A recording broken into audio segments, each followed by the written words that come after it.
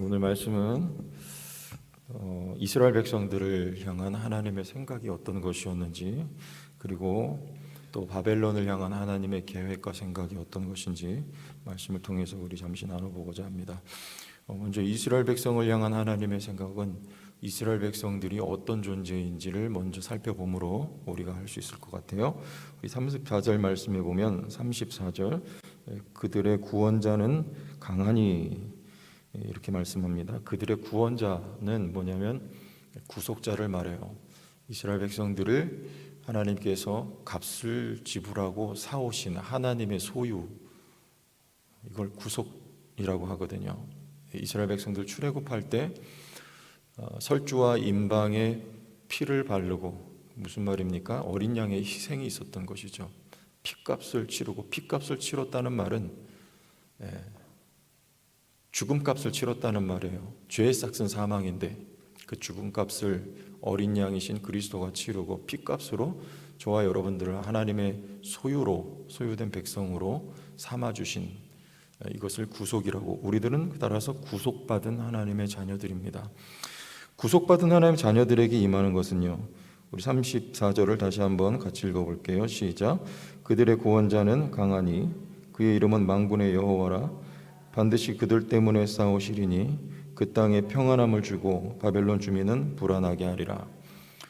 그 땅에 이스라엘 백성들을 말합니다. 그 땅, 그들이 거주하는 곳, 곧 그들에게는 하나님이 평안함을 주십니다.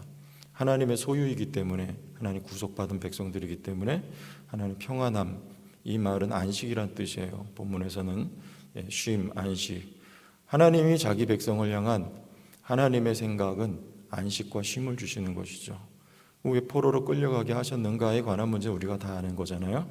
하나님이 자녀들을 양육하는 방식이 연단 또는 정확히 표현하면 징계입니다. 우리는 징계를 두려워하고 회피하고 싶지만 하나님 자기 백성들을 징계를 통해서 성장하게 만드세요. 그러므로 징계는 또 하나의 우리에게 있어서는 축복이죠. 과정은 힘들지만 그 과정을 통과했을 때 하나님께서 허락하신 진정한 쉼과 안식을 경험하게 되고, 또 한 걸음 더 나아가서 하나님은 그 백성들을 그렇게 다듬어서, 하나님 뭐라고 말씀하셨냐면 너희는 나에 대하여 제사장 나라가 되며 그랬거든요. 이스라엘 백성들을 하나님이 이렇게 세워서 그들을 향한 목적과 계획이 또 있는 거예요. 그들에게 평안과 안식을 주실 뿐만 아니라 그들을 통하여서 하나님과 이 세상 사이에 가교의 역할을 하게 되는 제사장 나라의 그런 역할을 하게 하도록 하기 위하여서 하나님께서 이스라엘 백성들을 때로는 징계를 통해서 자기 백성들을 세워가신다는 것이죠. 저와 여러분들을 향한 이것이 하나님의 뜻과 계획이에요. 하나님 우리에게 평안을 주시기를 원하시는 쉼과 안식, 예수께서 말씀하셨죠. 우리 잘 아는 구절이니까 수고하고 무거운 짐진 자들아 다 내게로 오라 내가 너희를 쉬게 하리라. 예수께서 우리의 구속자가 되셨어요. 예수께서 우리를 구원해 내시기 위해서 피값을 지불하시고 하나님의 소유로 우리를 당신의 소유로 삼으셨단 말이에요.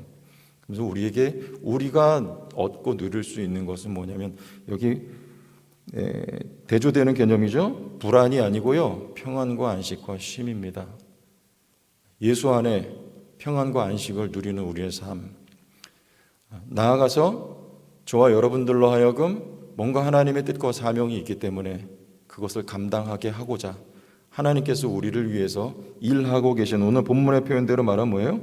반드시 그들 때문에 싸우시리니, 그들은 바벨론이에요. 그러나 누가 싸우십니까? 하나님이 싸우신다는 거예요. 자기 백성들을 지키고 보호하시고 그들에게 은혜를 베풀고 그들을 하나님의 선한 도구로 사용하시기 위해서 하나님이 싸우신다. 이 말씀 기억하시고요. 그러면 바벨론을 향한 하나님의 생각은 뭘까요? 이런 거죠. 우리 뒤에 마지막에 읽었던 45절과 46절 제가 읽겠습니다. 그런즉 바벨론에 대한 여호와의 계획과 갈대아 사람의 땅에 대하여 품은 여호와의 생각을 들으라. 양떼 어린 것들을 그들이 반드시 이끌어가고 그들의 초장을 뭐하게 하리니 황폐하게. 바벨론이 약탈당하는 소리에 땅이 진동하며 그 부르짖음이 나라들 가운데 들리리라 하시는도다. 바벨론을 향하신 하나님의 뜻은 진멸 그리고 심판, 멸망입니다. 그래서 오늘 표현은 뭐라고 말해요? 오늘 읽었던 34절 마지막에 바벨론 주민은 불안하게 하리라. 자기 백성 가운데는 안식이 있고 이방인들 가운데 하나님과 관계없는 자들 말이에요. 이들 가운데는 불안하게 하리라. 그래서 불안이라는 말은요, 우리 사무엘상 말씀에 28장에 보면 사울이 불안했어요. 왜냐하면 사무엘이 죽은 후에 블레셋이 쳐들어오죠. 그때 사울이 여호와께 묻지만 하나님 대답하시지 않아요. 어떻게 해야 됩니까? 그래서 어떻게 해요? 엔돌의 신접한 여인을 찾아가요. 결국에는. 그래서 사무엘이라고 하는 그런 어떤 영체를 불러내고 그로부터 대답을 받죠. 그때 안절부절 못하는 사울의 상태, 이게 불안한 같은 단어가 여기 쓰인 거거든요. 무슨 말이에요? 사울이 왕의 자리에 있지만 하나님께 버림받은 상태. 다시 말해서 이제는 하나님과 관계없는 상태. 이때 경험하게 되는 게 불안해요. 근데 바벨론은요, 하나님과 관계가 있습니까? 사실은 관계가 없어요. 하나님에 의해서 들어 쓰임 받은 거예요. 뭘 위해서? 자기 백성들을 연단하는 도구로서 쓰임 받은 거죠. 그러나 그들의 결국은 패망입니다. 그래서 그들에게는 불안이 임하는 거예요. 그런 불안. 하나님과 관계 없으면 불안이에요. 우리 믿는 사람들이라 해도요, 하나님과 교제가 돈독하지 못하면 잠시 어둠 가운데 불안할 수 있습니다. 불안과 염려가 그래서 오는 거예요. 그러나 성령 안에서 우리가 하나님과 연결되고 성령의 충만함으로 덧입게 되면 불안이 사라지는 거예요. 그 평안과 안식이 경험되는 것입니다. 하나님 자기 백성을 향한 하나님의 뜻은요, 평안과 안식을 주시는 거예요. 오늘도 성령 안에서 여러분 평안과 안식이 우리에게 깃들기를 주의 이름으로 축원합니다. 우리 교회 가운데 이러한 은혜가 있기를 원해요. 그런데 이 바벨론의 태도가 어땠어요? 주권자가 하나님에도 불구하고 자기들이 앞서서 나가는 거죠. 그게 뭐예요? 어떻게 하는 거예요? 33절에 만군의 여호와께서 이와 같이 말씀하시니라. 이스라엘 자손과 유다 자손이 함께 뭘 받아요? 학대를 받는도다. 그들을 사로잡은 자는 다 그들을 붙들고 뭐하지 않는다? 놓아주지 않는다. 놓아주지 않는 거죠. 바로가 이스라엘 백성을 놓아줍니까? 놓아주지 않죠. 오버하는 거예요. 이스라엘 백성들을 애굽에 430년 두신 이유가 있죠. 자기 백성을 연단하고 훈련하기 위한 거예요.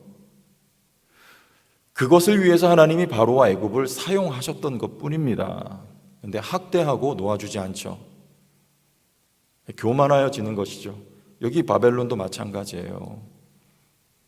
우리가 하나님 앞에, 하나님은 저와 여러분들을 사용하기를 원하세요.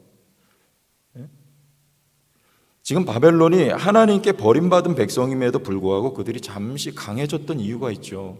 그건 하나님이 그들을 이렇게 쓰시기 위한 것이었습니다. 자기 백성을 위하여 쓰신 거예요. 그들의 태도는요, 모르는 거죠. 저와 여러분들의 태도는 어때야 되겠습니까? 하나님이 우리를 구속하셨어요. 하나님 소유 삼으셨어요. 그리고 우리들을 자녀로 훈련하고 연단하십니다. 그리고 하나님이 우리에게 사명 주세요. 쓰시길 원하시는 거예요. 뭐가 반증합니까? 여러분에게 믿음이 있나요?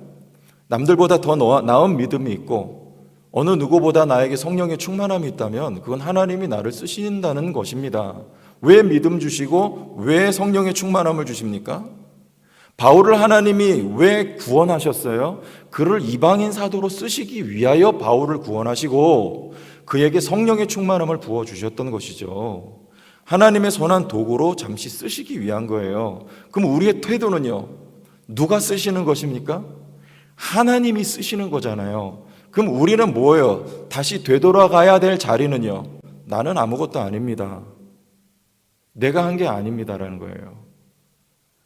그래서 하나님 창세기 말씀에 뭐라고 말씀하세요?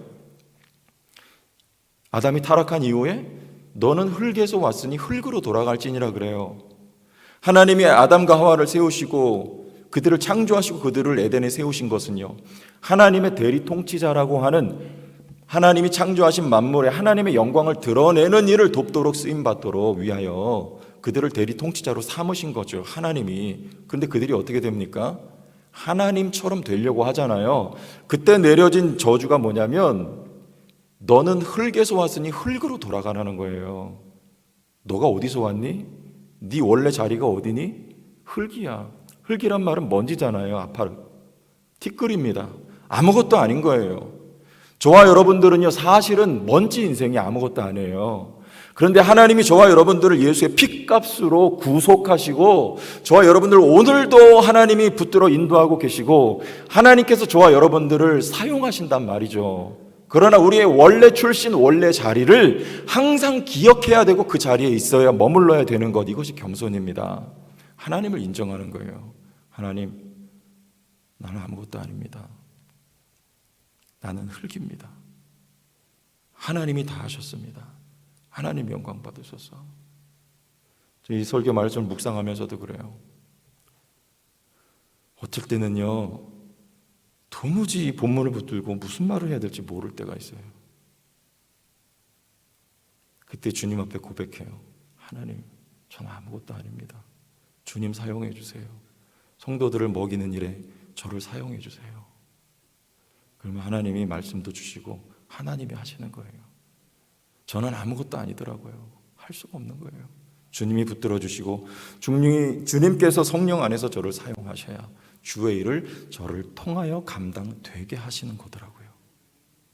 우리의 있어야 될 자리, 바벨론은 그 자리를 넘어간 거예요. 하나님이 자기 백성을 연단하기 위해 잠시 강하게 하신 것뿐인데 그것을 교만이라고 하고 하나님 그 교만을 쳐서 무너뜨리시는 것이죠. 하나님 이곳에 성도교를 세우신 것 이유가 있습니다. 잘 될 때도 있고 어려울 때도 있어요. 그러나 하나님의 모든 섭리 연단 과정 속에 있는 거예요. 교회를 통해서 하나님의 사명이 있음을 여러분 믿으십니까? 하나님이 일하시려고 하십니다. 왜냐하면 여기 이 교회를 세우시고 이렇게 성도들에게 하나님이 이 자리에 성도들을 하나님이 보내서 채워주시고 하나님이 하신 일입니다. 하나님이 하실 것입니다. 나는 아무것도 아닙니다. 주님 일하시옵소서.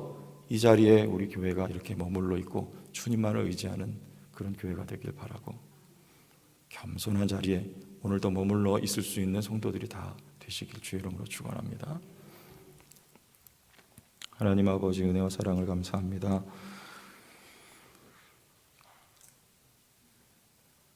주님이 하셨고 주님이 행하고 계시고 주님이 하실 것을 저희가 믿습니다. 우리를 주의 동역자로 부르셨으니 하나님 나 또한 최선을 다하여 주의 몸된 교회를 저희들이 함께 섬기기를 원하고 주 앞에 붙들려 쓰임받기를 원합니다만 하나님 늘 주가 하셨습니다. 나는 아무것도 아닙니다라고 하는 겸손의 자리에 머물러 있도록 주께서 붙들어 주옵소서. 예수님 이름으로 기도합니다.